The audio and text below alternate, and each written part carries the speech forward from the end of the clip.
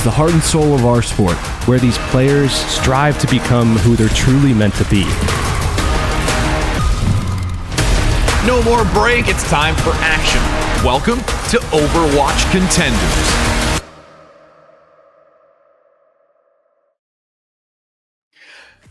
It's time for another glorious day of NA. I am Rich Rat here alongside Kenobi, and I know you're all probably wondering, Rich Rat, you don't have any sunglasses, you don't have a hat on, we talk about summer every time. I can know, Kenobi. It's literally just you, me, and my summer campfire chair.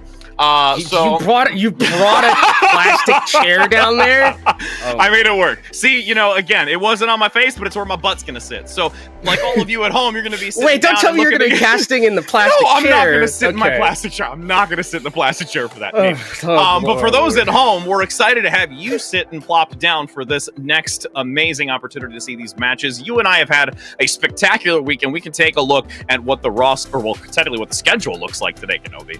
Yeah, I mean, we start things off with a matchup that I think, you know, as we're getting towards the second half of the group stages so far in the round robin, matches start to become a lot more important in terms of those stakes. And here between Afterlife and Rift, where they are currently in those standings, should be a really important one for kind of figuring out who might get to that 8th spot and sneak into the playoffs at the end of the season. But also Wisp versus O3 Splash. O3 Splash looks really good, undefeated at the current moment as we're saying this. I mean, obviously there's going to be a round before they play, but at the current moment, O3 Splash seems like the best team that we have in NA. Obviously, you know, you have Pirates and Pajamas, Saints following up a little bit there with Wisp at 4-2. And again, I said this yesterday in broadcast, Rich, the top half of this NA bracket or NA group stage is very competitive, I think, between all of them. I feel like you could pick out of a hat from Wisp, Saints, Pirates and Pajamas, and O3 Splash and be like, yeah, that team could definitely make a run to the finals. Yeah, and again, just everyone itching to make sure that they can solidify that 8th spot amplified right now at the present moment sitting there, but there is so much that can happen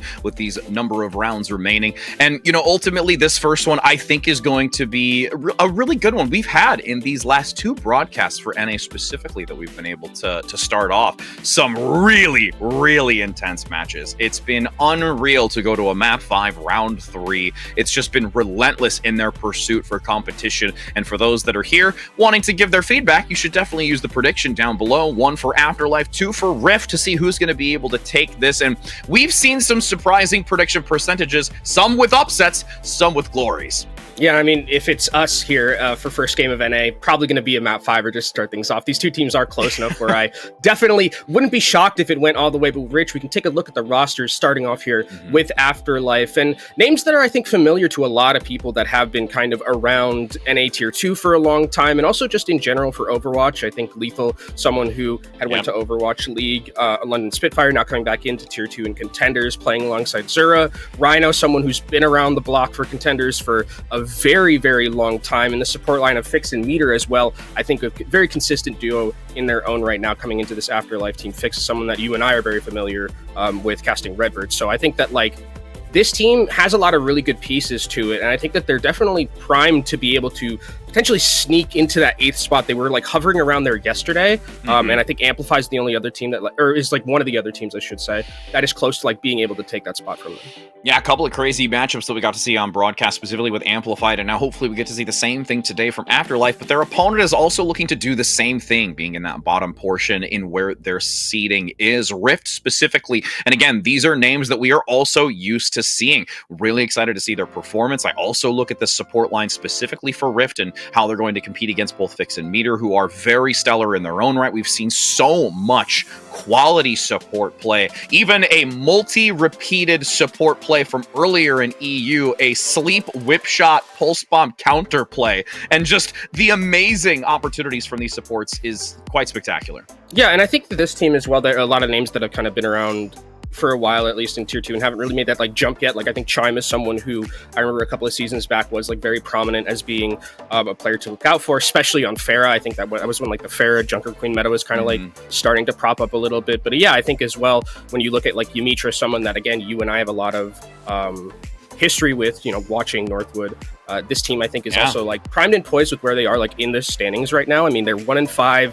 I think like to probably get to eighth, you need to be like, you need to have at least, I'm thinking like 3 wins, 4 wins probably to like eke it out. So for Rift, I think this is very much like a must win for them, and for Afterlife, this is probably like the same thing. I think for both of these teams, like a win here, I think it's more important for Afterlife to win because, it's more important for Rift because I think going down 1-6 is going to be like very hard to come back from and get into that 8th spot.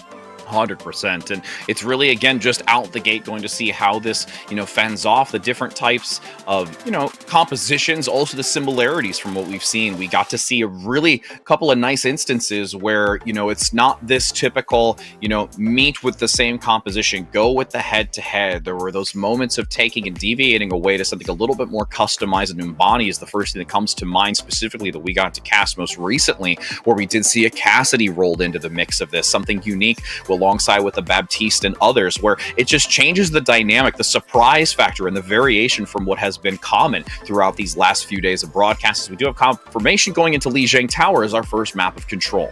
Yeah, and Lijiang Tower, much like a lot of the control maps that we've been seeing, is kind of a map that does offer a little bit of versatility in terms of the compositions that we could potentially see, right?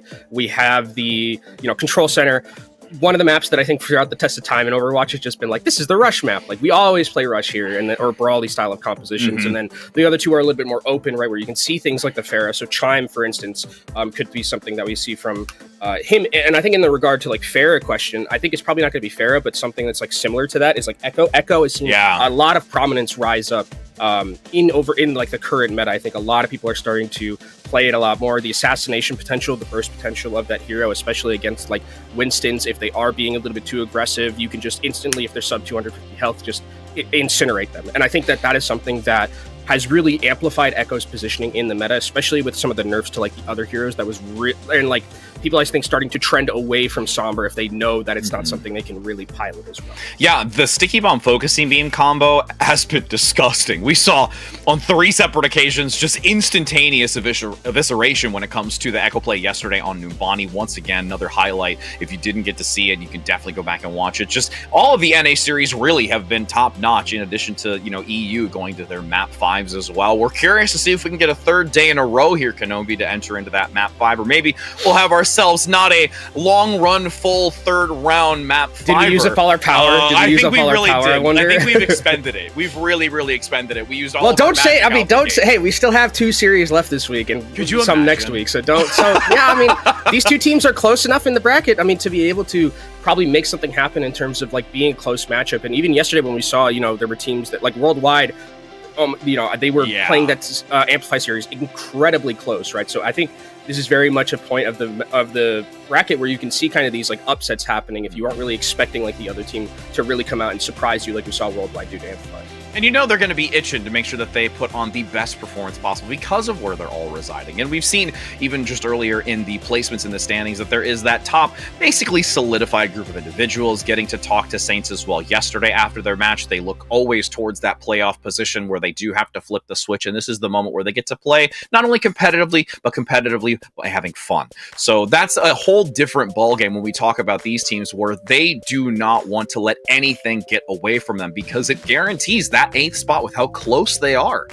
Yeah, I mean, you get to play more Overwatch, which is kind of like the thing, and like get more reps against like the really good teams that you have, and like you don't want to miss out because it's just that your season being over at that point is just really not good in terms of like being able to have that preparation and being able to go through a playoff experience, because I think that's something that's also important. Like if we look at going upwards towards like Overwatch League and stuff like that, having the experience of like being in playoffs is incredibly important, and there are some players in this matchup that we've seen having that already and kind of have been in positions like this before where they're probably like scratching out for that 8th and 7th spot. So they know what's on the line here. And I think that this, again, probably going to be a very close matchup between both of these teams. As always, chat predictions. We want to hear your voices. One's for Afterlife, 2's for Rift in the chat right now. I think chat's record has actually been pretty accurate. Yeah, it's been pretty okay. I've had some ones that like positive. We also there've been some ones there it's like, oh, it's very like heavily favored one side and then they lose, but like for the most part I think they've been pretty good. Good job with chat. Yeah, good job for you. I mean, they're just happy in and of itself to get that percentage right when they can, but then also just being able to accrue those skins. That's why we love these long run games, because you get to guarantee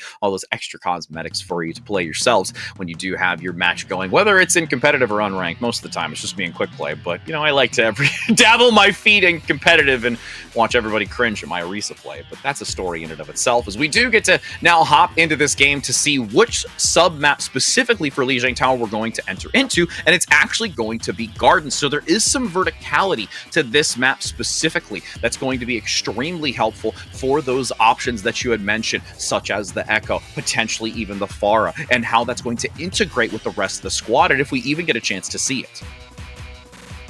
I think as well with the Echo, I wonder if we'll see like a matchup of it, like in the air between like, because when I look at Lethal and Zura, I'm not necessarily expecting like Pharah or like Echo to be like some of those things they bring out. Like Lethal maybe I think is someone who has a lot of that projectile experience, but like Chime is someone who I don't know if I would want to take like just a matchup mano-a-mano and Echo in the sky, just because it might be a little bit difficult. But it looks like actually we're gonna be seeing something a little bit different here from both these teams as they're just hovering it out.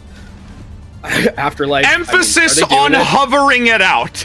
If Afterlife does this, not this comp again, not the Trick Room comp. I thought we were past this. Oh, you know what? We might have seen things come and go, but that methodology behind the Bastion, I don't think will ever fade. Well, that doesn't mean that they've swapped it yet. Rhino gonna give us a taste of the Junker Queen, and we've seen actually a lot of this, and they're... Oh, it's the Trick Room comp. Okay, all right, here we go.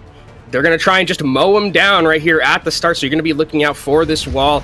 Actually, from Chime is going to be incredibly important, because Chime is going to need to kind of use this wall, potentially a little bit defensively, to zone off the Bastion as soon as Zura has that form available to him, because Zura, really without the turret form, isn't necessarily a hero, right? It's all of the value about where this turret form goes and how it's going to be used, and Rift have to play incredibly carefully around it, because they will get melted. Yeah, and Zura is one of those players that we've seen have so much flexibility, really a rising star on the Genji previously, has dabbled slightly onto this as well. Nice harassment onto Lethal, who has forced out the Crown Freeze already. Vix and Lethal picked up. This is a bloodbath in favor of Rift, as they have completely annihilated Afterlife. And Afterlife played that, or Rift rather, played that super patiently, which I love, right? They give up the positioning at the start, then they make that rotation when they know Bastion doesn't have that turret form, so they can make that safe rotation throughout the side.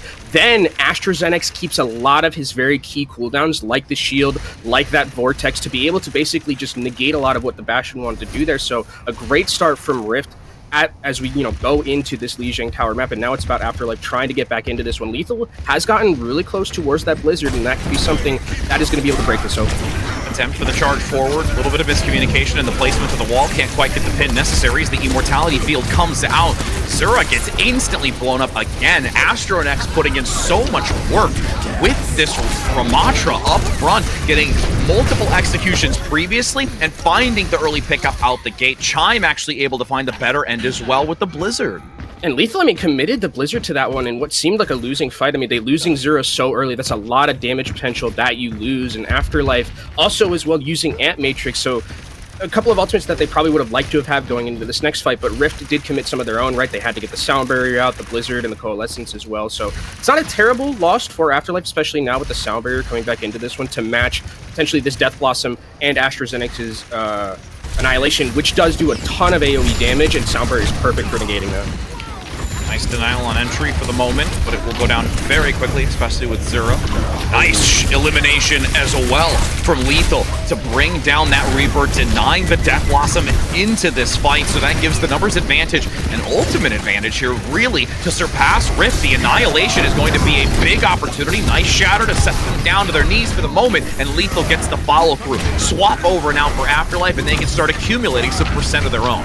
Yeah, really heads-up play there from Rhino, using that Shadow just to make sure the Annihilation isn't going to get any value. There's not really another option for, what Shatter's going to get value from unless you hit, a big one in the backline, but that's not really going to be viable against this composition that Rift have. And now Afterlife, they had some ultimate economy problems a little bit earlier, but now they're looking super pretty with 4 ultimates in their bank. Rift really need to kind of probably use some of those ultimates, like their Coalescence, to be a little bit aggressive and go forward here. Chime potentially also has to use a Blizzard to be able to push through this defensive end. And look at how X10 is playing this outskirts, looking for an opportunity to flank, but it really isn't an opening because Afterlife actually draws back onto the point. Ant Matrix, Sentry Turret guarantees that they're not going to push into that. Yeah, you have to wait this one out. There's no way you want to be aggressive into the Bastion. Even just in recon form with that Ant Matrix, it still does a lot. Here comes the Coalescence. Counteracting potentially with the ultimate from Zura. Can they gain an elimination? There's also the Cryo Freeze from Lethal to withstand, but the Death Blossom finds Meter in the back. Unfortunately, that Immortality field will not last long enough, as you have a little bit of zonage here. Chime says, hey, X10, sorry, I'm back in spawn. I really can't do anything for you. You gotta wait. X10's just like sitting there looking at the wall, like, please just drop the wall, let me through. But Afterlife have to make desperate swaps here to try and get back onto this point. Zura's on the Tracer, Rhino going over to the Hammond. Can they get someone to proc overtime? It looks like they have. Yep, Zura on the Tracer gets the overtime, but now the question is, can they get back for a stable engagement with the numbers that they have? A lot of heavy mobility with that adjustment for specifically the Tracer and the Wrecking Ball. Getting locked down on the point, chip away damage works so quickly through Rhino's health value. And now with this Nemesis form playing aggressively outward, it should be able to force most of Afterlife away. It won't be able to recover from this now with the Annihilation to boot. Just following up on the stragglers, picking them up. As you can see, they'll take the high ground. But either way, when you come right back down, you're going to find yourself back in the grave.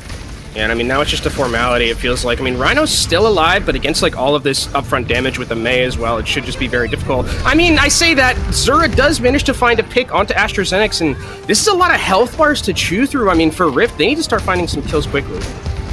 Yeah, it's getting a little dangerous. They've truly kept this going with Rhino, single-handedly, just bobbing and weaving with this, and could find the opportunity of turning it back. There is the Coalescence once again, but with the wall active for the moment, it denies the entryway.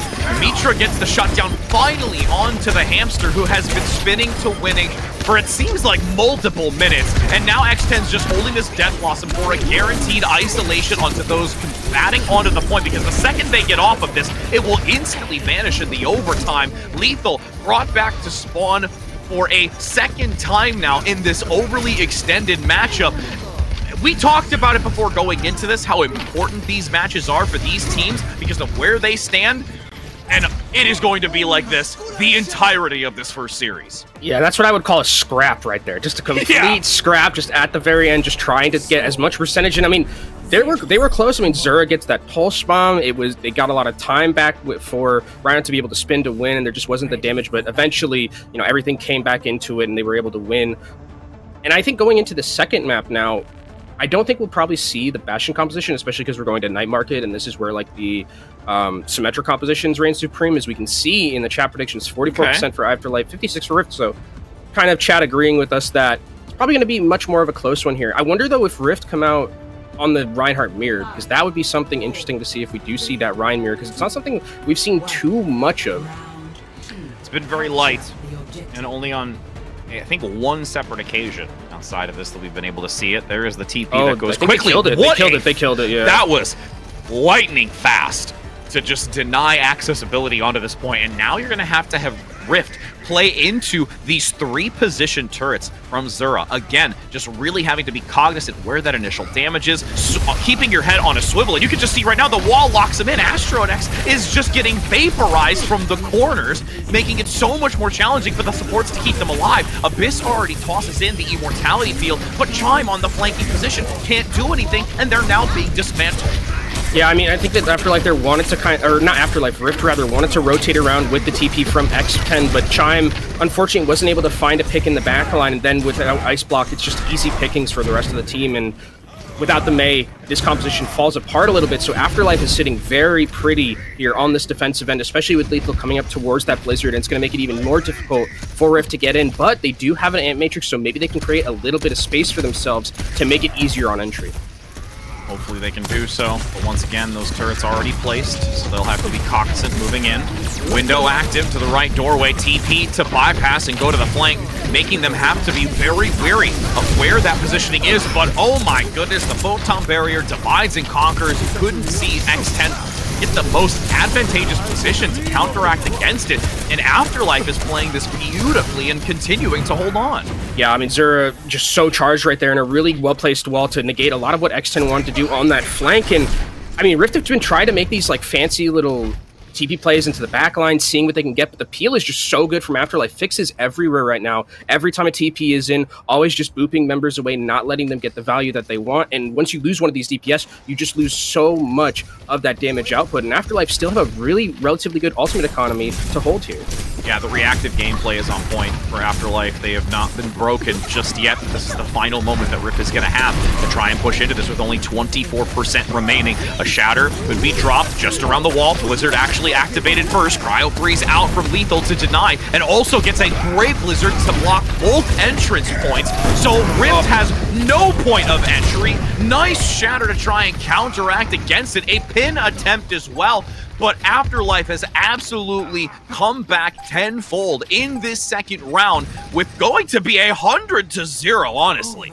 Yeah, I mean, it felt like even just from frame one of like the entry, as soon as they were able to take down that teleporter, it just looked so well played for Afterlife. Just the coordination was great. I think Fix played incredible just in the backline, always negating those TP plays that were trying to come through the table. And 1-1 score, I mean, the second submap, very convincing for Afterlife, and I wonder if we see a swap over to something a little bit more different on the other side for Rift, because I think the Ramatra composition looked a lot better for them. And we've not had the chance to say this often with us on cast, so that's right, hashtag OWPTP2023. Give us the tweets, use the hashtag. We have been waiting to hear your insight, friends, as this third round will define who is able to take the first map and find themselves at least in the trajectory of taking the advantage. And we'll see the Ramatra composition coming in from Rift. One of the differences, though, is that X10 is going to be on that Hanzo, so it does offer a little bit more of that long-range pick potential, but doesn't have necessarily the same utility as something like a Symmetra or like a Mei. So it's really going to be reliant on Exton here trying to find some picks and just holding these angles and seeing if maybe someone gets a little bit greedy behind this Rhino shield and they can find a pick. But the TP comes in and they actually a great boot from Yamitra to negate the dive. Not only just the boot, but no one else really follows up onto it, so Rhino gets critically low. Big support play, though, from both Fix and Meter to keep them topped up as they rotate back. The Storm Arrows weren't there from X10 to get the elimination since there was so much of the shield out the gate to deny it.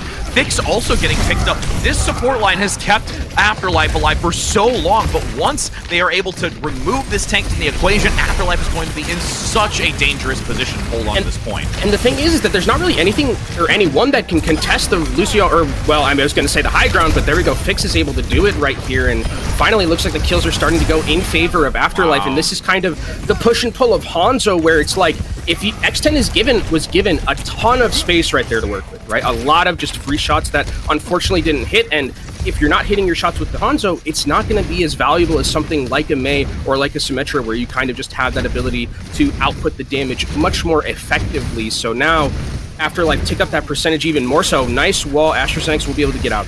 Yeah, big props to Afterlife in the way they've been able to play, despite Rhino going down. Just everyone working in tandem to guarantee that they can anchor onto the point. But now when Rhino gets taken down that early by the doorway and a follow-through onto Meter, it's a guaranteed swap for Rift here.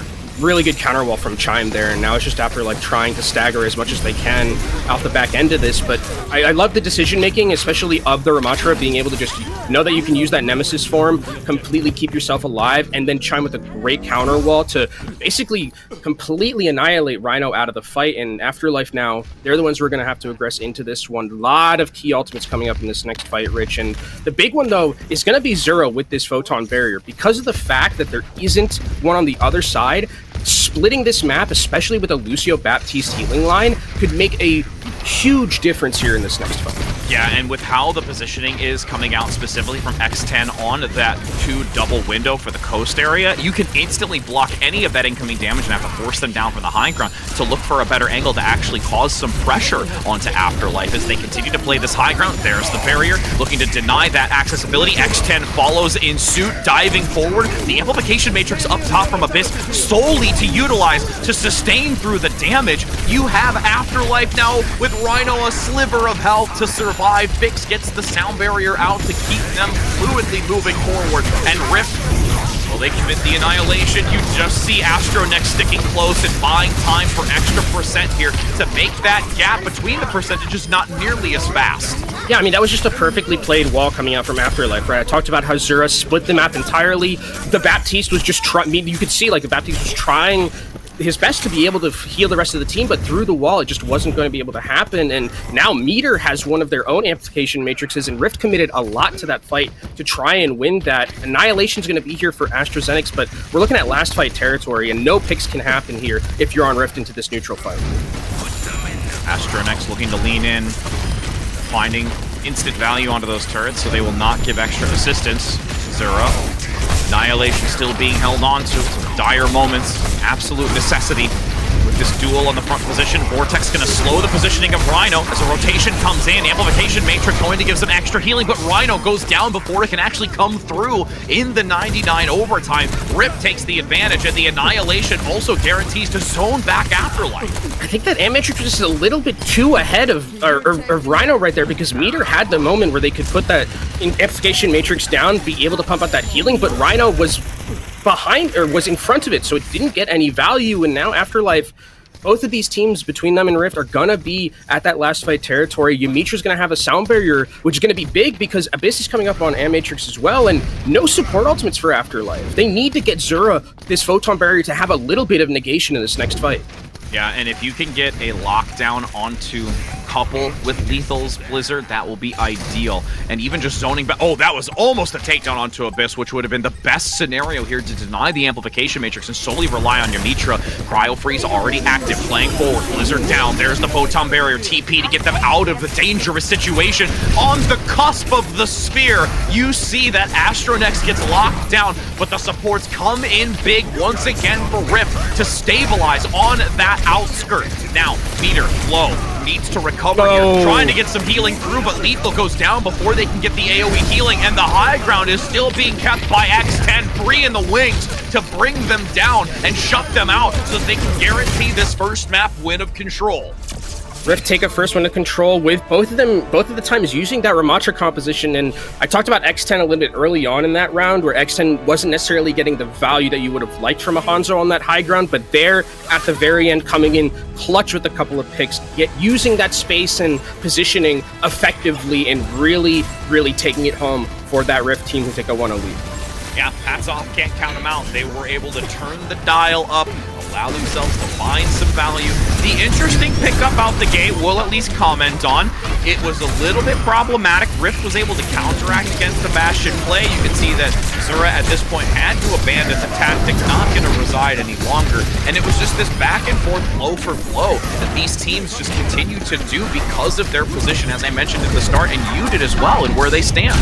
Yeah, I think, again, this composition, like the Trick Room composition, we'll call it, like, I think that it's a good decision. I think it can, like, catch a lot of teams off guard, but Ramatra just seems so good against it, right? You have that shield to just throw up in front of the Bastion. You also have Vortex to make it difficult for the Bastion to rotate, and even then you have your Nemesis form block, which you can just sit in front of the Bastion and basically negate it. So it did work for a little bit for Afterlife sometimes, but for a lot of the time it was just Rift, taking an advantage with knowing that if the Bastion isn't going to be in turret form, it's just an easy fight win for us.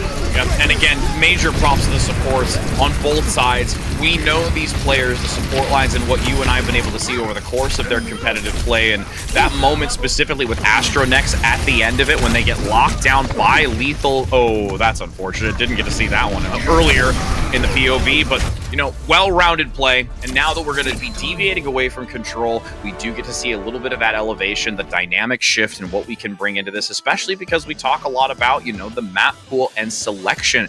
We've been seeing such a vast variety of maps, which has been a real thrill in the bigger picture versus always seeing King's Row and all of those types of dynamics, and we've been seeing a lot more of the Numbani. We've seen Eichenwald even. I would almost say that Numbani is probably the most go-to pick that we've seen, and then the adjustments to that map specifically compositionally has been also a thrill. It's good actually, because I think that when we have this meta currently where we have a lot of Winston play, it's nice to see also some of those rush compositions still be bring to the forefront, especially on Lijiang Tower. But we do have our next map. It is Numbani, like you mentioned, Rich. Let's go. Think, when we're going to these other maps like Numbani, what was the other one you mentioned? I think it was Eichenwald. Eichenwald, yeah. Eichenwald. Those are very, very high ground oriented maps, right? You like require Winston on every point almost, besides like first and third. I think you can get away with running some other things, but this is kind of going to test, I think, both of this team's abilities to play the Winston more so than anything else. And I think that it's also going to be interesting to see like kind of what we see from the DPS line, because, you know, with Lethal in, I think Ashe is definitely a possibility. We saw it a lot yesterday on this map as well. Chime being able to play Echo, I think that's also something that I think is a possibility here, because we've seen a lot of that as well with the skyboxes and geometry you can work with on a map like Umbani. So I think we'll see a difference in stylistics as we go into a map like this, because I think the compositions are going to just have to change in terms of what we've seen so far from both these teams. Yeah, and with Lethal being on the Ashe, that's a scary thing. We've seen time and time again Lethal with their performance on the Ashe just completely take over. They deny so many entry points, and especially with the couple of choke points here on this initial position, they can really generate that Bob at a rapid rate. And I think as well, like depending on how the enemy team is going to be operating against it, because I think one of the things about it is like, do you opt into like just the Ashe mirror on first? Because it's so easy not so easy, I shouldn't say that, because you still have to like play it effectively, but it is like easy on the defensive end to just be like, oh, I can throw my dynamite into these like small corridors and just frag, right? I'm just going to do a lot of damage. And Lethal is a player who I remember last time when he was back in Contenders with us, he's just like, hey, check the stats, like release the stats, give me my stats. And it was because of how effective he was at just continuously pumping out that damage, as we can see tweet from Exit of Leone coming in. Ooh, good reminder. Good reminder to watch EU. Yeah, it really is. I mean, they've been having some amazing gameplay as well across the board. Like I said, you definitely got to go back and watch Midtown specifically that we had earlier. But you can again continue to give us amazing tweets that we can promote for the NA region. Why not do that? Hashtag OWPTP 2023. 4, 3, 2. We are now entering in onto this. Doors opening. No Rift Ashe. on the attack, and yeah, no Ashe. All right, that's unfortunate. I am interested to see though this matchup between Chime and Lethal, because I think Chime, again, one of those players who's very prolific on like Pharah and like these very air-oriented characters. Lethal as well, I think, is someone who almost can play anything, feels very chameleon-like in his hero pool. So I think that on the defensive end, it's going to be a little bit easier for Lethal to find values. You can already see, I mean, 50% towards that ultimate. Chime is nowhere near sniffing that. Yeah. Ooh, but that's a big opening. Getting fixed with a quick dive like that and denying that extra flux of healing, Meter is going to have a heck of a time to be able to stabilize on this. When the follow-through comes in by Rift, nice sticky bombs as well. Rhino repositions onto the counter position. Up top, great stickies from Lethal at the duplicate, mind you. And they've bought enough time with that to get fixed back in the mix of this and have recovered. Yeah, and AstraZeneca is going to go down. I think they played that so patiently on Afterlife's side. I mean, there was very easily a situation where they just get completely overwhelmed by the Ana being down, but Rhino plays his life so effectively, moves to the other side of the point to just basically say you have to choose one of us, and that makes time for the rest of the team to come back. And Lethal already, I mean, at the duplicate, like you mentioned, Chime, not even 50% to his yet. With a minute 30 off the clock, it's a great start here for Afterlife defensively, playing two-prong attack on this high ground. Lethal gets blown up! You left yourself vulnerable, and Chime says, ding, ding, it's dinner time. Shutting them down and now taking advantage onto the position. They are still, with a decent amount of time, will be able to capture and lock this down. Rhino, they gonna go for primal. He is primal. Yeah, he does. So he has some safety and wherewithal to look for a juggle off the edge by Abyss. You've entered it, as now the pulse bomb might come back in, but they're gonna reserve a lot of these ultimates. They do get the stick onto the shield, but not going to take them down. It's really only X10 that's able to get the assistance down below, eliminating the tank position. Duplicate, pulse, nope. Bigger shield going to deny it, and Rift, after quite a brawl, is able to take this. Yeah, and I think that all started from, I'm going to be honest, Lethal not respecting Chime there. That felt like very much a greedy situation where he thought he could get that kill, get the assassination, had duplicate, and just got absolutely popped. If Lethal doesn't die there, I think it's a much easier fight for Afterlife to win. So Rift going to be taking this first point, starting to move forward here. A lot of ultimates committed from both of those teams in that last fight. Fix still holding on to the Nano. I wonder where it's going to go here, because we've seen teams kind of opt in to two choices on a map like this. It's either you give it to the Echo, and the Echo just goes ballistic, or you give it to Rhino on that Winston, and you can maybe create some space for your team. And halt an advancement from Rift. Yeah, especially with how Afterlife is playing a little bit clustered together with the 3 specifically. If you can get a nice dive onto it, the electric cannon will allow you to get so much influx of damage with that nano boost and the space alongside it. Lethal still residing up on this bus for the moment, dropping down towards the payload, keeping some decent distance. Rift actually going to respect it and draw back for the moment as they keep a watchful eye for Zura, who does have the pulse bomb. Waiting patiently to see what the pulse bomb can find here. Has to use the recall though early, but Rig should be able to get those packs onto Zura and get him out. Dashing around the mini pack to secure that they're topped up. Nice dive in. Astro next needs to be very careful. Jumps away as they're healing in time. The Bionade lands and they have to force the Primal Rage. Not wanting to risk it, they go right back in with those stickies. It's a deja vu cycling, in then out, and finally able to recover, getting them topped up and still a few meters away from this next position. X10 rounding the back position, has that pulse bomb available to land onto potentially either the Tracer play to counter Zura. Nope, the Lethal's gonna swoop in with a tri-shot and the stickies to eliminate Chime. I mean, Afterlife are completely swarming this Rift team. I mean, you can see kind of the mental ram that's having to be exuded from Abyss and Yamitra to keep the entirety of the team alive, because it feels like Afterlife never stop, right? The momentum keeps going whenever they're in these engagements, whether it's Lethal, whether it's Zura. Lethal, again, this is the second time that this has happened where he's taken a little bit of a greedy positioning against Chime, and Chime has punished him for it. I feel like this is just ingrained in Lethal's character, though. But even when we interview and talk to them, it's just part of their ethos. It's, you know, high risk, high reward plays is the way they live their life. And now Primal from Rhino attempting to rectify what has happened with the early loss, with Lethal regaining positioning, now still getting some decent shots in back by this checkpoint. Holding the corner. X10 sneaking in closely, has the pulse bomb. Will look to get that pickup onto Meter. As Chime rotates around the high ground, Astronex chasing and following onto Rhino. Wants the pickup so very much, but can't do it. And now the duplicate, Lethal saying, all right, I'm gonna bring the scientists of my own to the table. Double Winnie on the fronty, with Afterlife now attempting to counteract this as X10 gets a shutdown. Rhino specifically, Lethal does at least get the Primal Rage to cause some juggling and some disruption, but that's only gonna buy them a short amount of time. Oh, nice pulse bomb though. He's able to take down AstraZenex. That's absolutely huge. If AstraZenex is in this fight, Rhino wasn't here, so that was a potential for Rift to be able to win this one, especially because you look at AstraZenex, 98% towards that Primal Rage. So clutch there from Zura, and now with 51 seconds left and where the cart is at this moment, this is last fight territory here for Rift, and they just have the Primal Rage from AstraZenex to use. We'll see 40 seconds now. The final moments to attempt the checkpoint. We'll see how they play this. It's so methodical. Buying as much time for the entry as you do have the jump up top from Astronex. Primal active.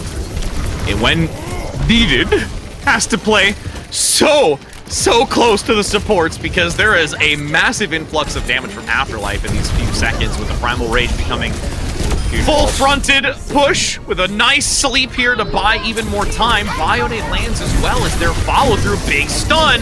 Massive shield from Meter. Zura is down though. Chime for the flank. Nano is here. You talked about either going on the Winston or the Echo, and this is where the Echo needs to cook, and we see more on a play with a duplicate. The sleep accidentally clips the outside of the barrier just fractions of seconds early to not get the sleep, but it's still Rift able to dominate on this final moment. They just have 1 meter left to go. They have to remove the remaining players of Afterlife to not allow them to recover. It's in an extremely difficult position to get a full 5 for Afterlife, and they aren't going to be able to do so.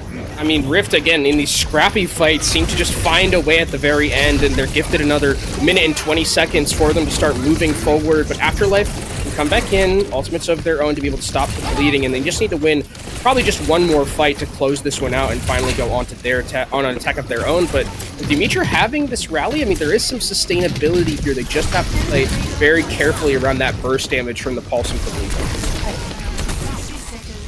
Rhino now from the top rope. Just look at active. Lethal going to respond in kind, as we saw earlier. A second on the field. Sleep Dart just goes wide. Can't quite put the scientists to bed. The juggling Rhino play active in the archway. will at least get woken up, though. There was a beautiful sleep at the start, but communication wasn't able to keep them down for the count, and Afterlife comes back in and holds at the choke. And let's see. Well, I mean, they're going to see if they can get any stragglers here, if they can take down X10. One health finally picked up by Zura. Really well played, and now it's going to be desperation here for Rift. They got to get someone to that point to proc overtime. They should be able to do so, especially with X10 available and respawned in. Nano very close, Primal Rage very close, and X10 Pulse Bomb also something that we need to keep an eye out for in this last fight. Overtime approaching. X10 has to get some big value with this Pulse Bomb and take an early advantage to gain that distance, because this is such a difficult position to move through. Choke point being held very well by Afterlife. Nano Boost also at the ready, approaching a Pulse Bomb alongside it. Dimitra getting some decent packs. Astronex up front has the Primal in case things get a little dicey. Pulse Bomb gets rid of Rhino. That's a massive win condition, but Lethal comes in with 2. A Bionade as well from Fix. Lethal is having a field day right now in these final instances, and with that numbers advantage and cleanup crew, that will guarantee that Rift can push no further, and their mark for victory on this map has been set.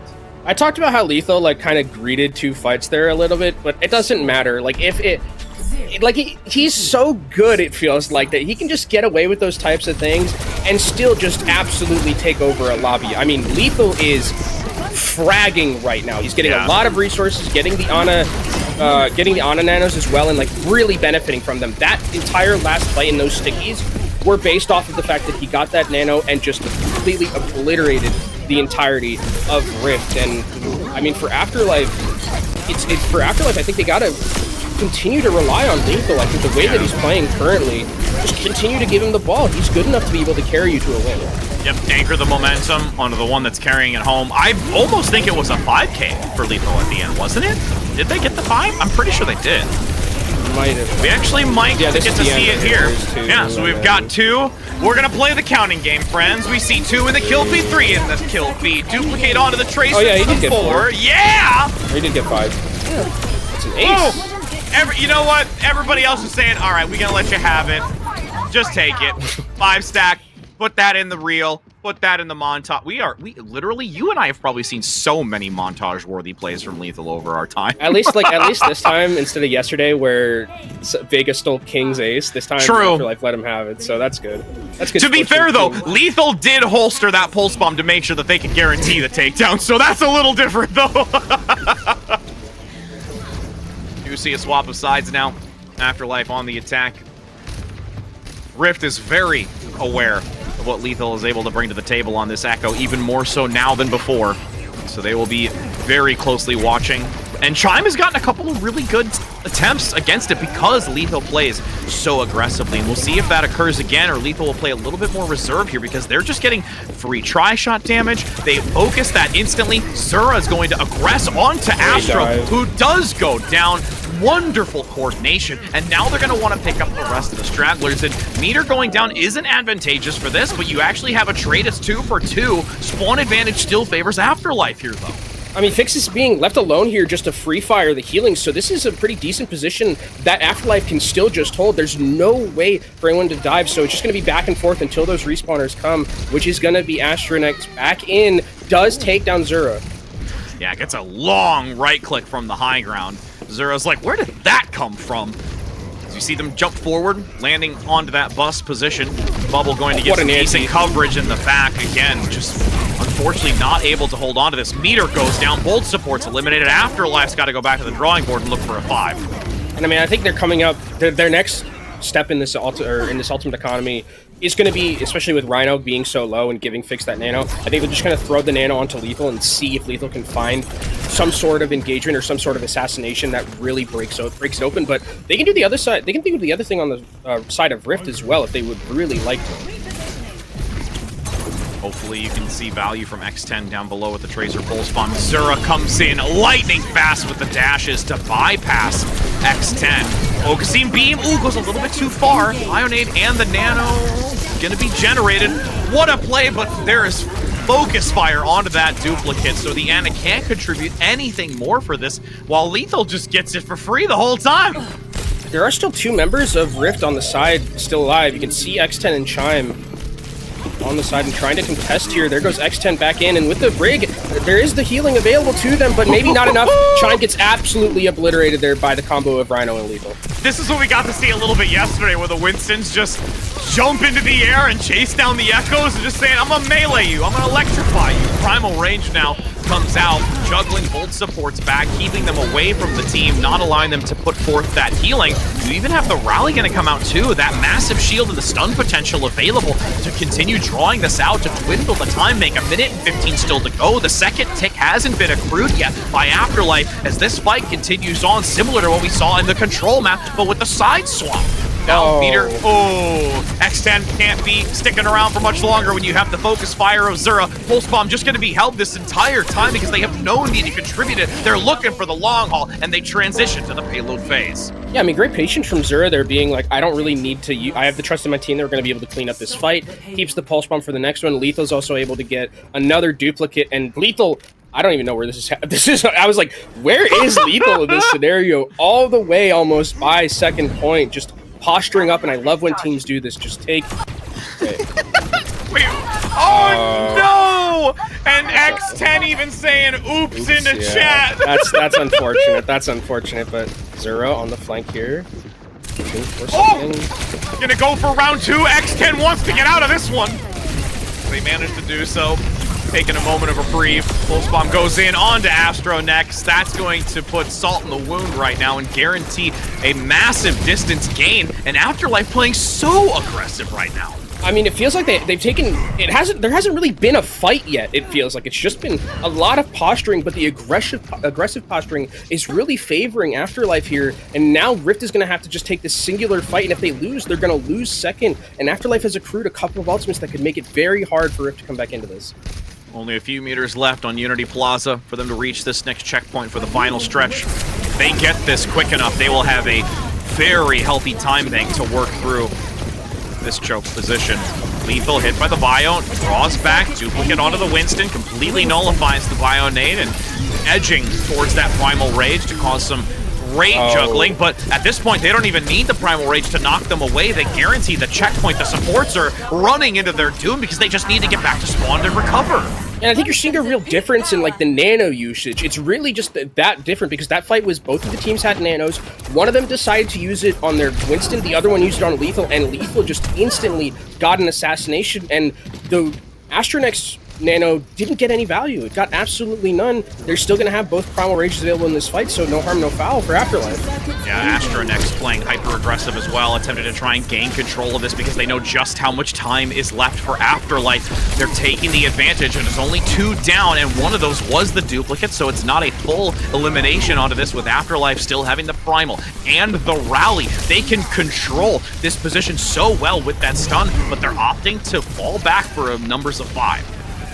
Just waiting patiently. I mean, they still have 2.5 minutes to work with here, so they know that they can just play it out patiently. They don't need to be as aggressive as potentially as they have been before. As I thought those stickies were all on the X10's head. I did too, but that was just on the edge of the payload. That would have been game over if Lethal lands that. Big Bionade, jump in. Lethal falls back. Focusing beam makes quick work, but Rally. Primal Rage is active. The Rally alongside for Afterlife to counteract against it. Moving forward, 4 meters to go. The juggle begins. Astro next with a nano boost to give some extra oomph to push back and deny Afterlife from reaching the checkpoint. Rhino, though, with that big raging horn, knocking them back. Lethal and Zura eliminating both Astronex and X10. It is a matter of time, and they push them away. That will be Afterlife able to make it an even 1-for-1 score. Ooh, I mean, I remember I said, like, back on Lijiang, I was like, I don't know if I really, like, think of, like, Lethal and Zura as, like, Echo players. I was wrong about Lethal. Yeah. This guy is nuts, man. Okay, yeah, just for him, we're going to release the stats. Just for Lethal and to make up for my doubting of Lethal's abilities, we're releasing the stats. This is a deadlift, by the way. The next highest person in the lobby who has damage even close to Lethal is Zura at 14.5k. Lethal has about 18. Okay, like, I mean, this was stat. Thank you, Fraud, for our stat card. An absolute Echo masterclass, 34 limbs. 22 final blows, only 4 deaths. Probably could have been less if he didn't ego chime a couple of times, but still didn't matter. It was a great Echo performance, and really, I think, good understanding from Afterlife to just be like, hey, Lethal is just playing on one right now. Let's just continuously give him those resources, give him the nanos, let him really do what he does, and Zura did a great job, I think, as well, playing a much more, like, resource, less intensive Tracer, right? Yes. I don't think Zura played very carefully around a lot of the time, saving Recall for, like, those perfect moments, didn't really need a lot of that help because a lot of that resource was going over to Lethal to get him to a position where he could have this deadlift performance. My, oh my, will we see a map 5? It's in the potential future. We look at the crystal ball, Kenobi. We may still have magic yet, but with that map already concluding, it is a 1-1 score. It has been a thrill across the board as we start off NA, so we're going to head to a short break before seeing if this continues to wonder us all, so don't go anywhere. Oh, hello! Fancy meeting you here. It's so nice to see ya. Are you ready to survive the wastelands? Then you'll need to bring your shotgun, your axe, and of course, your knife. For your sharp wit, if you get my drift. Hey, whoa. Hold on there. Don't forget to pick up your Overwatch Contenders Junker Queen skin. Yeah, gearing up is as easy as connecting your Battle.net account to Twitch.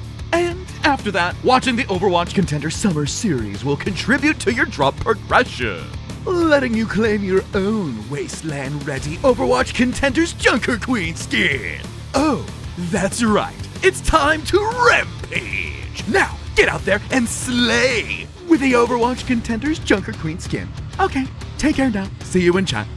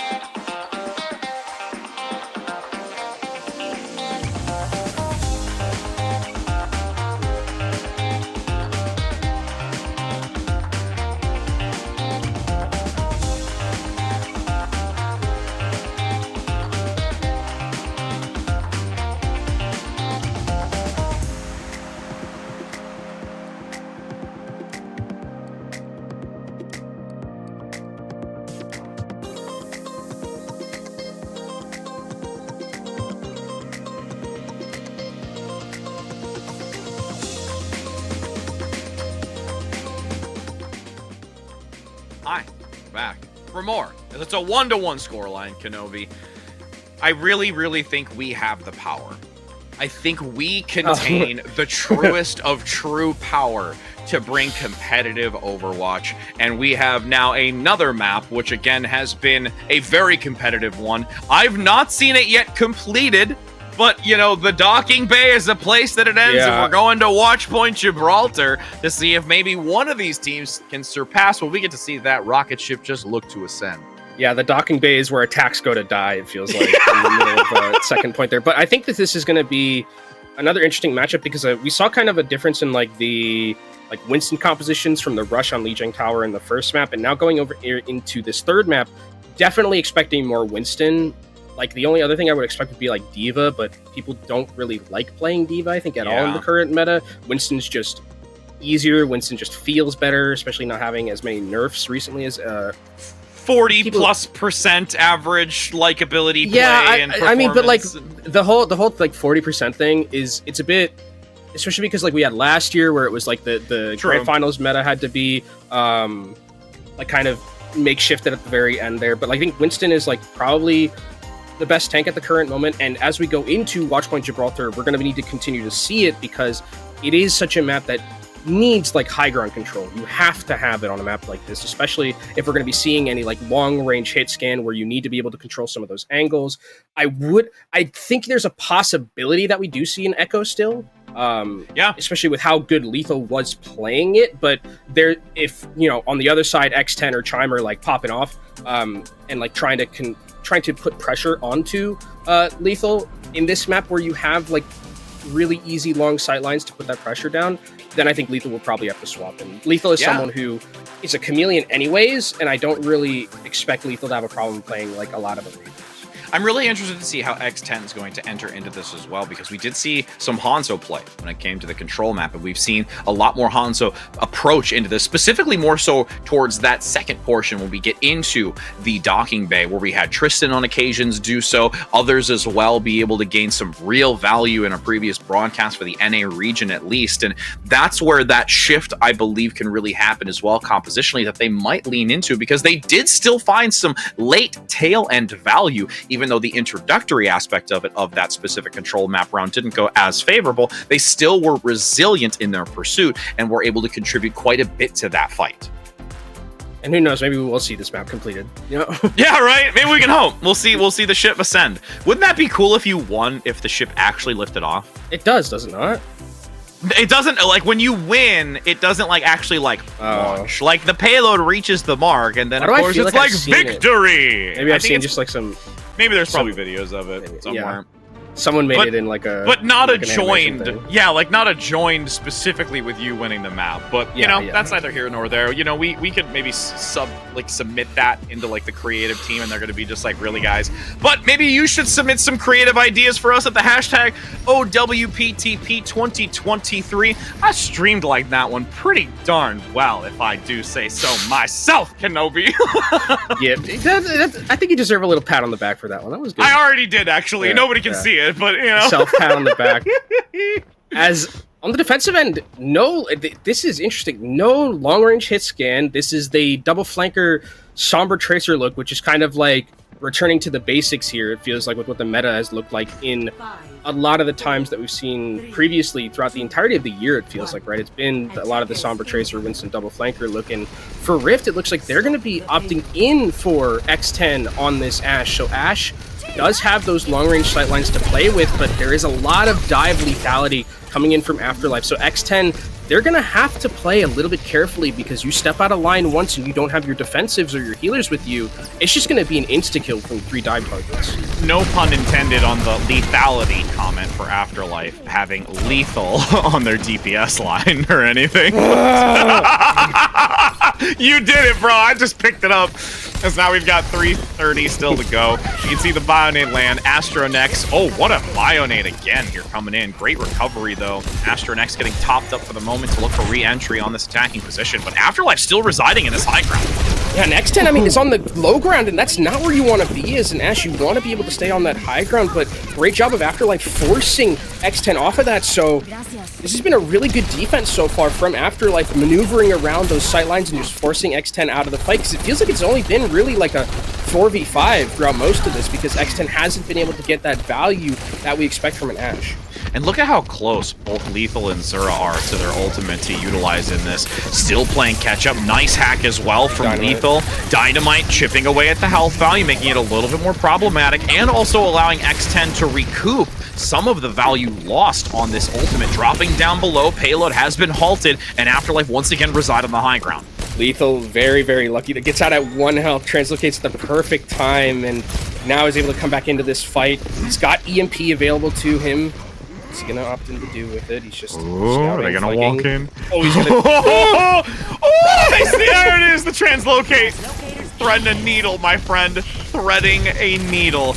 As they draw back for the moment, they've given up this space for the time being, since the payload has pushed past At car wash angle, now near the server room, Fix gonna still find an opportunity to top up Rhino with a nice whip shot back to push Astronex out. Lethal gets at least an elimination onto 1 DPS while X10 does the same. Pulse comes through, Chime takes the advantage on the supports, and it is a trade-worthy matchup here between these two. Afterlife just attempting to get away from the juggle, and the mini-pack to hold on has the happiest of happy feet I think I've ever seen in my life. Meter should be on the show. I shouldn't be alive. Like that. Submit that into there. That was 5 health on that break. The perfect whip shot to keep himself alive. And Rift used a lot of key ultimates that don't really find any value in it. It was a great counter EMP from Lethal, who is close to another one here, 65%. But Rift have the bob to try and make this one a 6v5. I feel like you're hearing Astronex saying vocally, what just happened? Like, for real? I'd be so tempted. I would be absolutely. Now, Bob online, ready to contribute into this fight.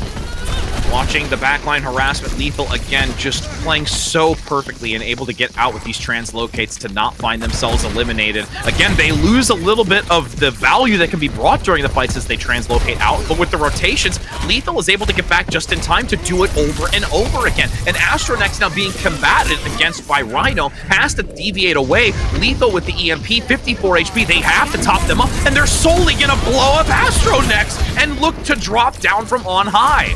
Yeah, Rally is available. They need to actually get on this point if you are Afterlife right here. The Bob is actually doing a lot, and X10, they're just on high ground right now for free.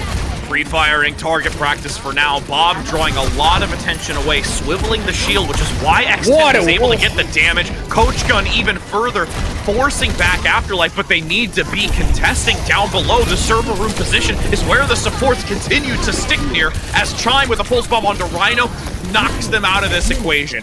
1 meter to go. Nano boosted Yamitra. The raid boss is present. Push him back as we enter into the docking bay.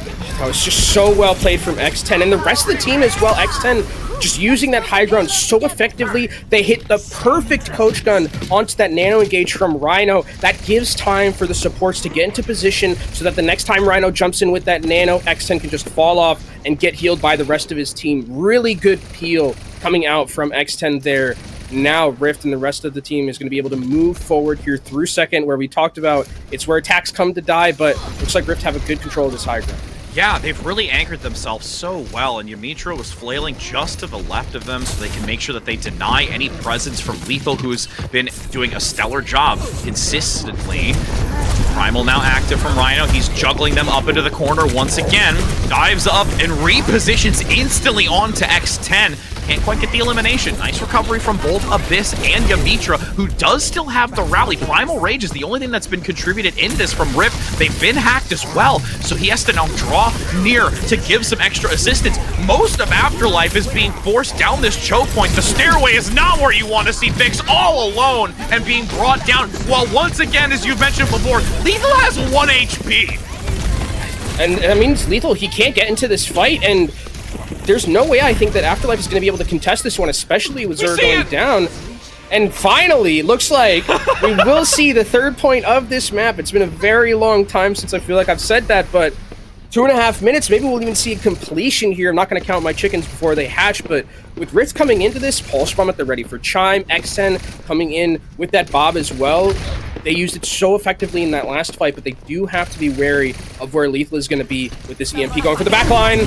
Clips 2, Bolt supports are deleted. Control-Alt-Delete, and they are now going to have to look for a regroup. They're going to fall back, and, you know, like you said, don't count your chickens before they're hatched. I mean, I see some jumbling about a little bit, but they sure haven't cracked. And I think now Lethal is going over to the Ash. I probably would have liked to have seen this just a little bit sooner, but EMP is like an ultimate that's very hard to get rid of. But now, finally, X10 will have someone on the other side to be able to deal with those angles, because it feels like a lot of the time X10 has just been free-firing from that high ground and being so effective.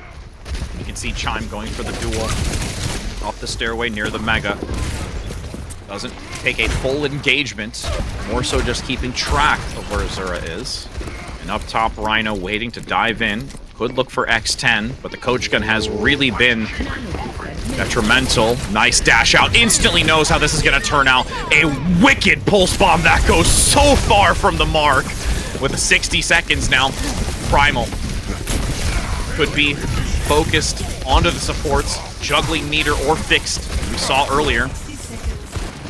It's just so, I mean, so Rift have high patient. ground, though. That's the big thing, is that Rift have these sight lines now to work with here, and that high ground is AstraZeneca with Primal should be even able to get more of that space for the rest of Rift to work with. Payload moving forward, gets a knockback. Sleep! Pulse bomb! Oh! Has just a little bit of health, but Zura gets those bullets from afar. Bob just coming in saying, hello, goodbye. I'm not going to be on a payload. I meant to clip the wing to keep it going. As they can just hide behind the pack. They don't even need to worry. They're just going to anchor here. Yeah, and I mean, without the Bob, it's going to be difficult for Rift to be able to get into this fight. They need Astronex back here to be able to start pushing forward and taking that space. 15 seconds. Rift have to make a move here. Their health values are just continuing to be below full value, so they constantly need to cycle back towards Abyss and Yamitra to prepare for the next engagement, and those resources are then out. Sticking close to the payload. Shots come in just behind the shield, getting a beautiful crossfire onto Yamitra, making them have to be wary of where they're maneuvering. Now Nano active up front. Rhino going in with the Primal. Nice. Able to get the pickup. X10 down. No further damage.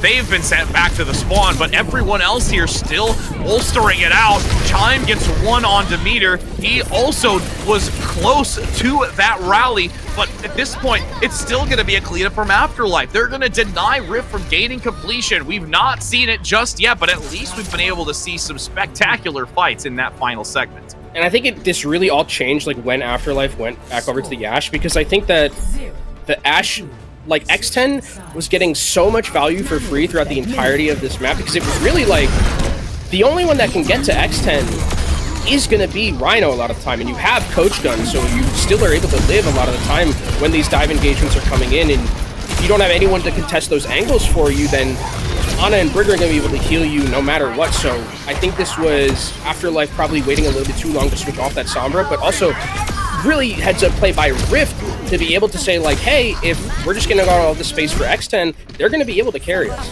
Yeah, and that first initial point, even though it was extremely close to the overtime, once they were able to get that space, they never let it go until this final moment here where Rhino was hyper-focused, always putting X10 into an uncomfortable position, which then basically let all four other members of Afterlife handle the remaining portion of the team. And now we take the swap of sides. Afterlife does still have the mark set for themselves and will have the chance to be able to surpass and take this victory, but Rift, hell or high water, is going to make sure that they can take this point advantage so that they can find themselves on a match point.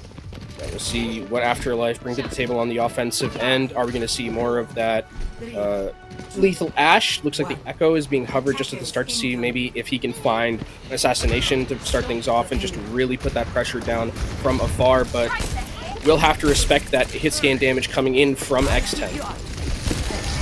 Fix will be keeping a watchful eye on Lethal too, playing this high ground. Might go diving in for a focusing beam after the sticky bombs land, but actually playing more reserved here, not wanting to risk it because they know looming in the distance, X10 is ready to hit those shots. Dive now coming forward up top. Maybe going to dislodge Rift in this position.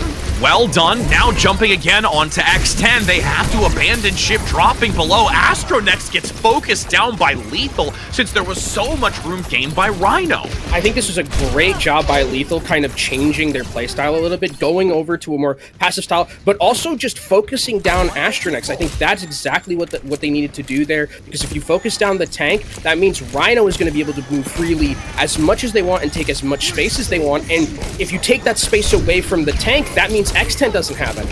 Oh, X10! Oh, gets clipped by the Bionade. Fix comes in massive for a sweeping maneuver from Lethal, though Chime gonna clap back, ring the bell, and say, I'm still here, friends. We ain't gonna let this happen. Rhino up top. Afterlife has the high ground, but that means that they can't keep this contested down below. I mean, they have the high ground, but they don't have any DPS. They're gonna eventually be back into this fight. And good on Afterlife for being able to keep this high ground, because it's super important for them to not give that up. Astronex dropping below. utilizing that mini pack as often as possible.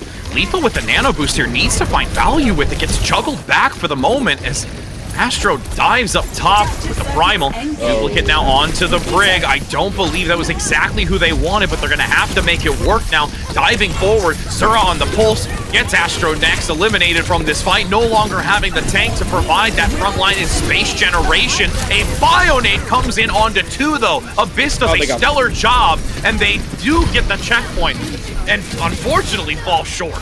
Yeah, I mean, for Afterlife, you're really happy with this fight. I mean, you got the checkpoint too. Rift used everything that they had. I mean, X10 is going to have the Bob probably in this next fight, but they weren't really part of the fight at all because of the fact that X10 had really no room to work with because of all that space that was taken beforehand. And now Afterlife, I mean, they still have a rally to work with, they have a primal to work with to make it even harder for X10 to be able to stay in these fights. So this is a great position for Afterlife to be in to try and snowball for a second.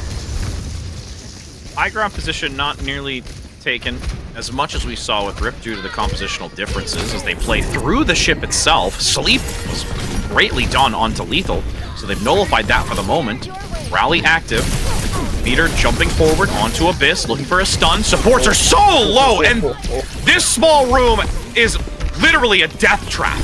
Yeah, and I mean, that's exactly what I was talking about, where it was just like a singular fight win that you needed here on second. The rally just too much for Rift to deal with, and 4.5 minutes about for Afterlife to basically complete the map.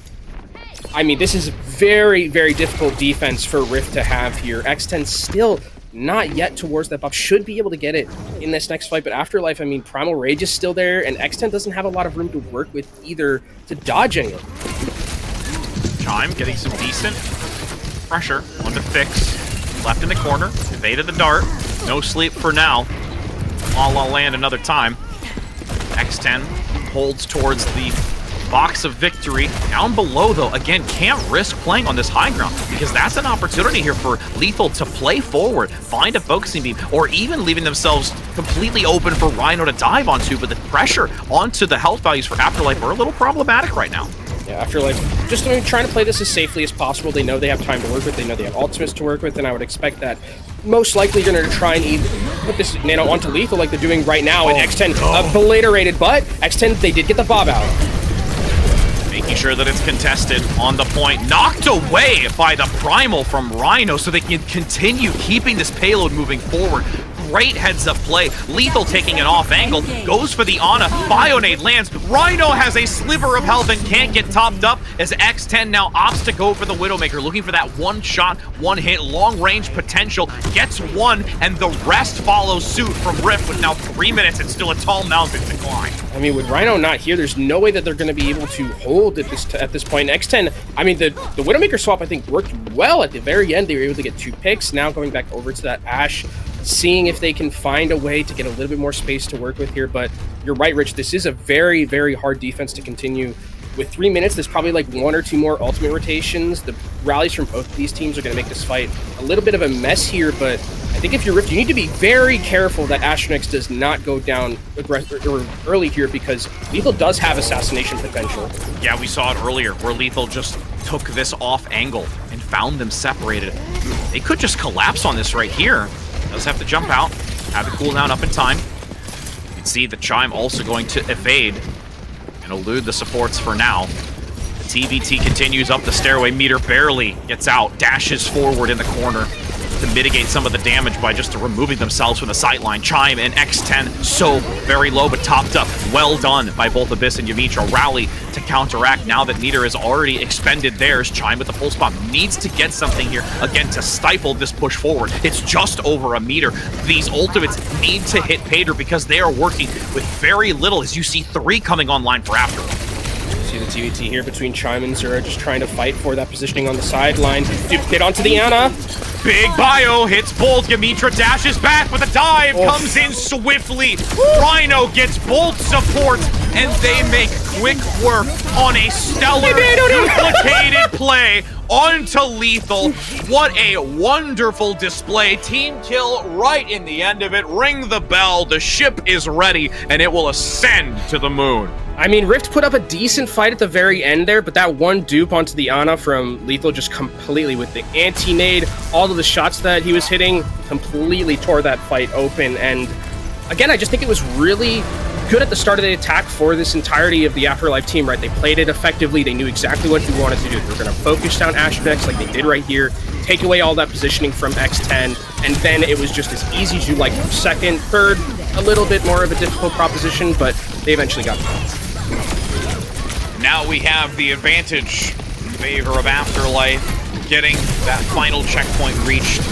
They'll see it themselves and feel confident on this match point. And as we talked about where their current standing is, it is vital for them to gain this, because being in that 8th and floating 8th position is ideal to just guarantee that spot as we get closer and closer to playoffs. This is such a nutty play at the end, right? I think here, Lethal hit every shot, actually. Every one of them. I think that's why you got that nano so quickly. And then they nanoed the duplicated Ana, which must have felt good for a little while. Unfortunately, everyone was dead, so it didn't matter too much, but still kind of a cool thing to happen to them. But for Afterlife, I mean, they're looking really clean, especially on that map, where, again, I like that they had kind of this game plan in mind to, like, focus down the tank and have Lethal play, like, a little bit more reserved, at least on, like, first point at the start, because I think that you could have gone out and been, like, very aggressive and not respected the damage potential from the Ashe. But after that, I mean, we saw a lot of those replays, just fantastically coordinated dives, right? Every time you see that it's like Lethal diving in, just full stickies onto one of those members who don't have a lot of mobility to get out of those fights, and right next to him is Rhino. So I think a lot of the time these coordinated dives were really, really impressive from Afterlife, and that made the difference to me in that matchup. And something that's impressive is that of where we're going next. It's going to be a push map, and where do you think we're going, fam? Coliseum. No other than Coliseum. It makes sense. It does. It very much does. And then also it's a time for us to kind of sit back, chillax a little bit for probably the first 2 to 3 minutes of this match, unless something goes extremely wild on us. But speaking of also some extreme wildness, and not really that extreme, it's a nice opportunity to get this change up. We're going to have Afterlife substitute someone. Yeah, Iron is going to be coming into the lineup, which is... Iron is someone who, like, we kind of knew about going back over to, like, when Redbirds was, like, really in their prime. Having Iron, I think, was someone who maybe some people don't know about necessarily too much, because there was a little bit of a break for Iron, but Iron, very, very gifted off-tank player. I think, like, one of the best that we had, and a lot of people said so back when he was really, like, in a lot of these teams and a lot of these Contenders players. So I think that bringing in... to this matchup, I wonder if it's, like, just a Ramatra thing, because I don't think that there would be, like, a main tank thing. They wouldn't sub out Rhino if it wasn't for, like, an off-tank more style, or, like, the Ramatra or something like that. So that's what I would expect Iron is here to play. I don't think it'll be Sigma on Coliseum. Could you imagine? That'd be wild. I think Sigma is good on one map, and that's Circuit Royale. One map and one map only. That's it. You can play him on Circuit Royale. You can maybe play him on Shambali, but you also just can play Ramatra and just be a better hero. So yeah. I'm expecting probably Ramatra more so than anything else here, especially because Astronex on the other side, the times that Rift have looked really good was on the Ramatra composition. So they probably just want a handshake there and just be like, yeah, we're going to be totally fine playing this.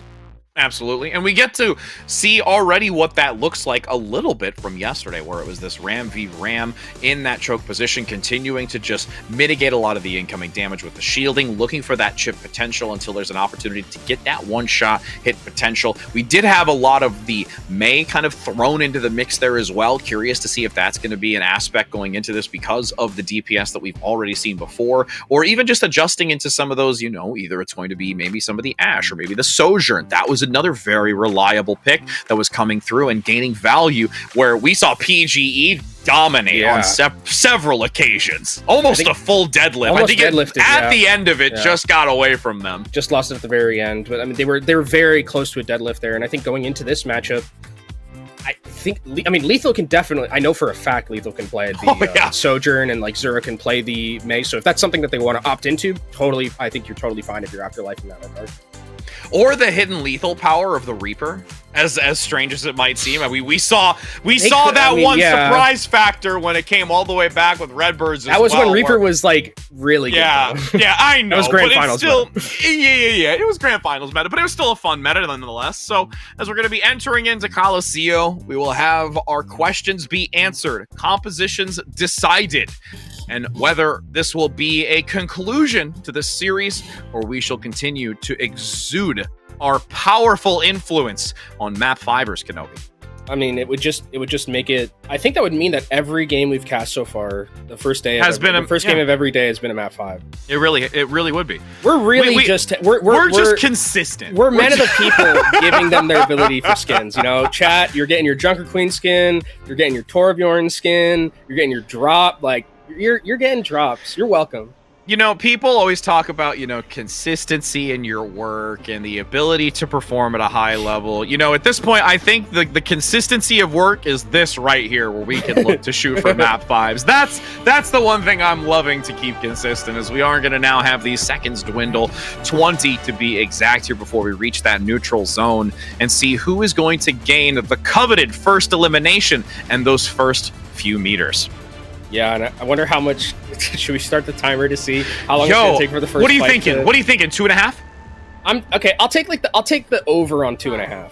No, I'll take the under. You'll take under 2.5? I'll take the under 2.5 because they'll have ults at that point, and there's. You know what? Let's be real. Let's say under 2 or over 2. I'll go over 2. You go under 2. Okay, we'll do that. We'll do that. I think that's a good threshold. I think 2 minutes is reasonable, especially when you've got Sojourn coming out against X10 on this Hanzo.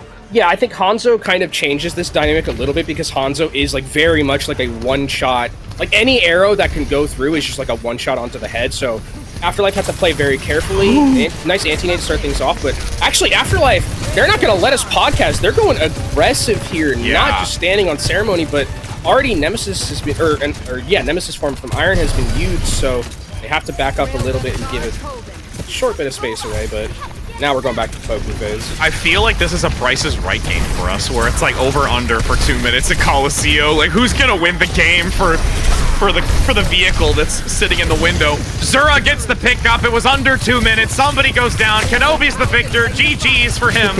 As now we're going to see if it continues to move in that same direction. Nice counterplay pick, though. Headshot comes in. Zura can't be here much longer, as you've got Iron now rounding that inner pillar. The distance has been accumulated, and Iron finds 2. I mean, this is really cool for, I think, from Afterlife, where they just played this super high tempo, like really just got into the faces of Rift and didn't really let them like stand on ceremony and start to poke, which I think is exactly like the thing you want to do against this composition, because Hanzo's on the other side. If I give Hanzo time, eventually like an arrow's just gonna find a head, 100 grade A mahogany log is gonna hit me, and we're gonna lose the fight. So Afterlife did the smart thing and just said, hey, we're just gonna go aggressive, take that space away from X10, and now we have a lot of positioning to work with. And even X10 is having a difficult time finding a sightline around this wall, because there's so much value that's being brought from what Afterlife is doing, not only taking and moving up amongst this high ground with the Sojourn mobility, but the Blizzard now, when they dive into this, the nano-boosted Astro Nex walk around doesn't get anything, takes a stroll because they can't even get back into the fight. Oh, that wall was so good. Annihilation there is here, though, from Astronex, and that might be enough. I mean, Rift are using everything to try and win this fight. Iron's here now with an annihilation of his own. No. Astronex needs to get out of dodge. They're not gonna do it. They're gonna do it. They take the fight despite the investment from Rift, and they're gaining the checkpoint for the butt scratch. Yeah, I mean, we talked about like over-under for like when the fights are gonna start. It's taken 2.5 minutes for them to get first checkpoint. I can't remember the last time I've seen that on Coliseum. Like, it's been a hot minute.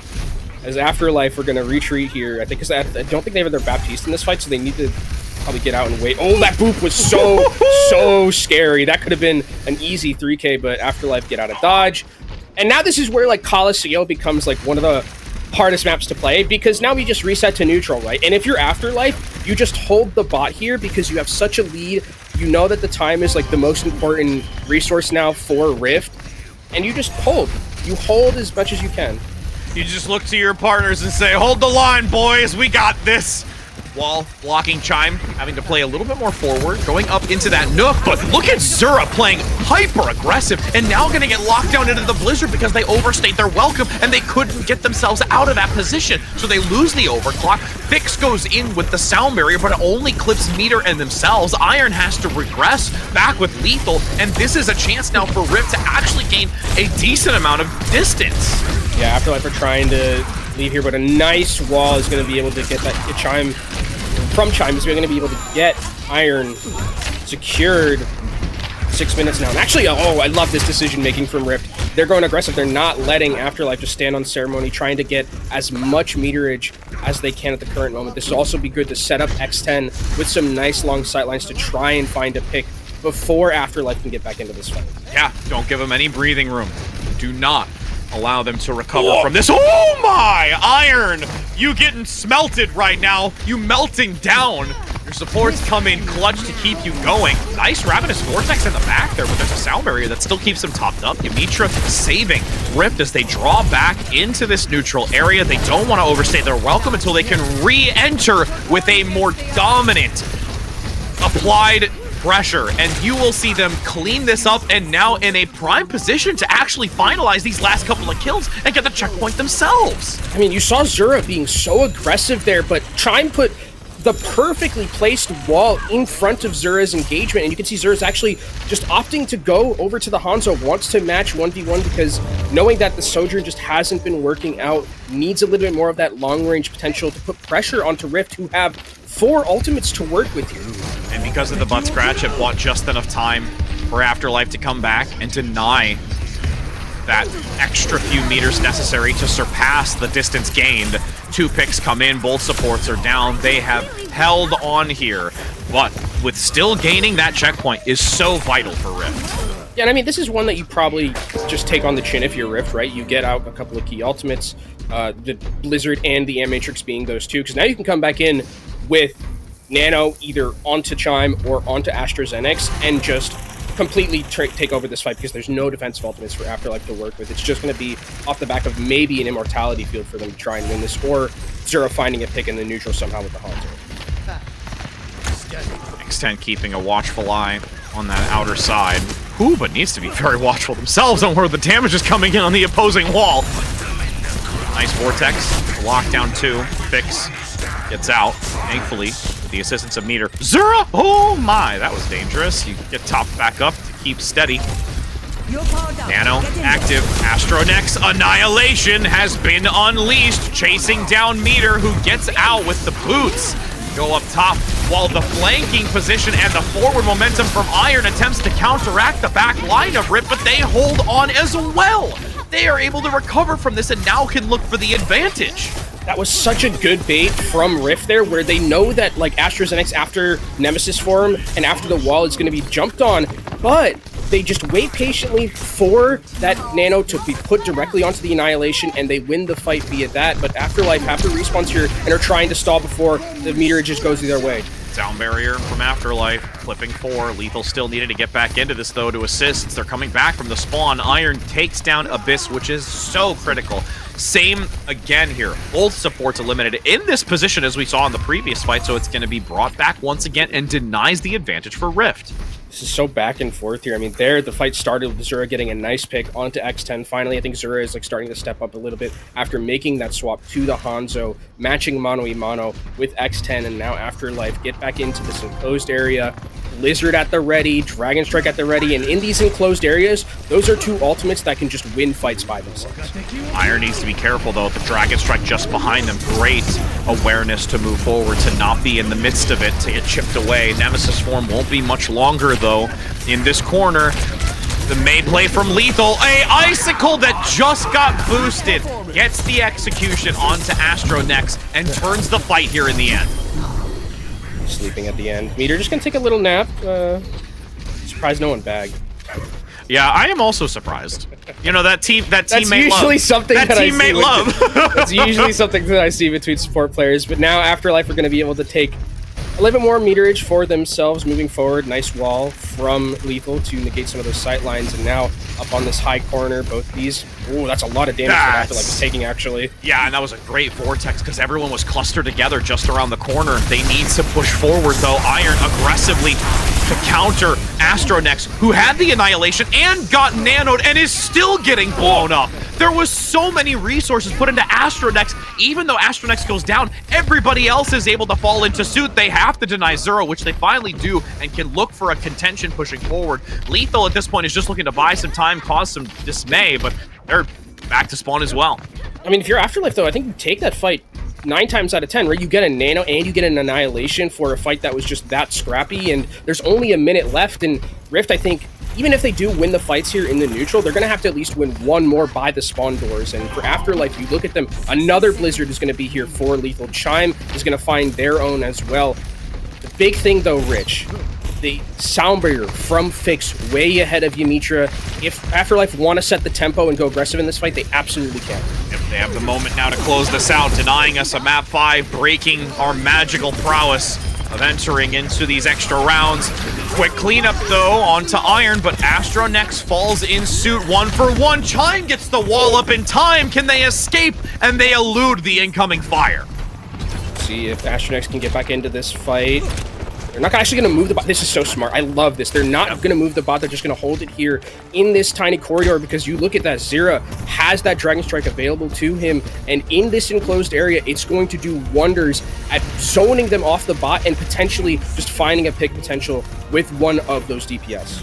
The only help is that Rift does have the chance to at least keep it touched for the moment just by the wall where they're not too... Oh, no! No! No! Chime! Why? Oh my goodness! We've not had one yet in our 3 days of broadcast, and that one was an absolute Charlie the Ninth.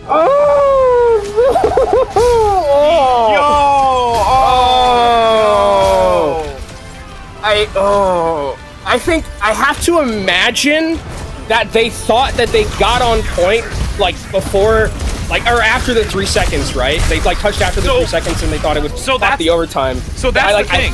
It's because that wall right there, when you get close enough, it keeps it contested, so it moved forward. It took 2 steps far. Chime didn't recede back into it in time. That is the only thing I can think about how that happened. Like, they just thought that they had gotten the overtime already because of that 3-second thing that we have, where it's like if you touch the point by 3 seconds, you're able to get in.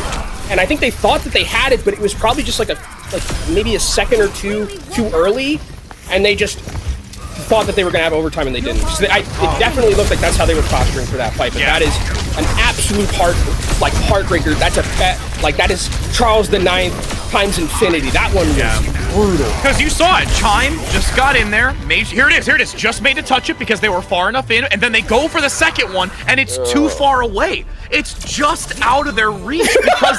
Oh, no. Oh, the chat. Oh, the chat. Oh, that's a brutal one. That's a really brutal one. I gotta walk this one out. Like, I'm pacing back and forth. I was watching it, and I was like, surely they touched on time. Like, surely surely. And I was like sitting there. I was like, it was like dwindling down. It was like 2, and then it was 1, and then I was just like, oh, there's no way. Oh, wow. Well, you know, we talked about us having amazing, powerful energy to reach a map 5. Well, it all went one direction of the bell curve. Honestly. To the exact opposite of the bell curve. There is no power greater than the power of Charles the Ninth. Even our power to take map 5s is incomparable to just teams C9ing on the... Like, that was brutal. We'll need a moment. I feel bad for... Yeah, we'll need a moment to let that one simmer. I guarantee all of you in chat need a moment as well. So we're going to head to a short break before getting an interview with Rhino, who I guarantee you is going to have a few choice words about that last map, so don't go anywhere. You like solving problems. Problems like how to stop that tracer from deleting your backline. I know just what you're thinking. Go bring a turret. But y'all can't solve all your problems by simply bringing an extra friend to the battlefield. For that, you need the Contenders Torbjorn skin. Solve your problems by connecting your Battle.net account to Twitch. After that, watching Overwatch Contenders Summer Series will contribute to your drops progress, letting you claim your Overwatch Contenders Torbjorn skin. Even your turret gets an upgrade. Warning, the Overwatch Contenders Torbjorn skin does not come with extra or upgraded turrets. Build instructions will not be provided. By picking Torbjorn, you waive a claim towards any destroyed turrets, no refunds, no exchanges, and no take-backsies.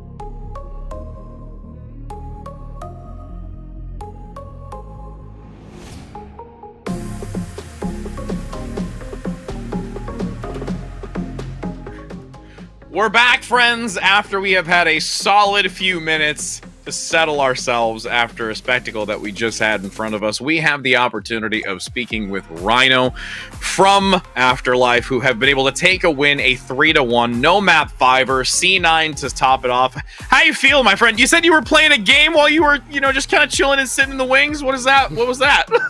Yeah, just I play chess, so I don't work myself up over the game. Like, I'm still watching, I just have it split screened. Chess is good for the mental exercising, so I think that's good. But walk me through a little bit about this series, because I think that kind of going into this one, it felt like it was very much a must-win for both of the teams, especially trying to fight for that 8th spot, trying to get into playoffs at the very end of it. But something I want to talk about with you in particular is that, like, this combination between you and Lethal, specifically when we were in Gibraltar, like, how has that coordination been? Because it looks extremely clean between the both of you, and is that just something that you are just used to playing with, or is it like communication that you are like actively trying to go in with Lethal? It's kind of just communication that we're actively trying, because like you said, like, we're fighting for the 8th spot, and we just should not be with the roster we have. And like, it's the matches we've lost so far has not been any individual's fault, it's just been team fault. Like, we genuinely have not been able to coordinate or do anything as a team. But just recently, we've actually wanted to win and wanted to coordinate with one another and telling each other what we want to do. So like, when it comes to me and Lethal, it definitely helps a lot, especially because we're both really aggro, and it's just fun playing with Lethal too, so I think that helps a lot too. So talk to me a little bit more about the communication aspect of it, because you're saying that, with the individuals you have on the roster and the way that you've been playing, and there's been, some unfortunate turn of events with the team composition as a whole, you really started to show up today, so much organization. What else has really aided you in that communication outside of just you and Lethal? I don't know. Like, I think our coaches have been doing a lot to help us, to just get us on the same page before maps and whatnot, and just focus us up. And I think it's just, I think our coaches, it's mainly our coaches, they just were like, you guys have too many expectations for one another, and you're not actually, like, really saying what you want to do as much. And I think that's fair. Like, that's a fair point. Like, we are good players, but we can't expect everything from one another. And when we do, we're just gonna lose. Like, we're what, like 2-4 right now, 3-4, something horrible. Like, it's really bad. But we've started to pick it up, and I think it just gets a lot better. And I also think when we're actually all hardcomming, it's good. But sometimes we just have too many cooks in the kitchen, and like that's another reason why Coliseum was like a dogfight.